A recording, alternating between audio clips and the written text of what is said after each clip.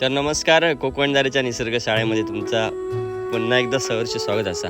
आज आम्ही आमच्याच घराकडे असो आणि सुंदर आमचा असा मातीचा खाडा, मातीचा अंगण असा आणि अंगणाच्या बरोबर समोर आज एक दुर्मिळ फुला मस्त फुला फुलली आहेत आणि ते फुला असत भुई चाफ्याची. मागच्या वेळी सुद्धा आपण असं व्हिडिओ पोस्ट केलेलं असा, पण आता मात्र भरपूर म्हणजे जवळपास खूप मोठ्या प्रमाणात 10-12 फुलं इसर जवळ फुलली आहेत. त्याच्या बाजूकच जवळपास 5-6 फुलं फुलली आहेत. तर ही फुलं असत भुई चाफ्याची. आणि भुई चाफो कशासाठी म्हटलं जातं तर ती थेट अशी जमिनीतून वर फुलं उगवतात. म्हणायचं का भुई चाफो किंवा भुई चंपा म्हटलं जातं.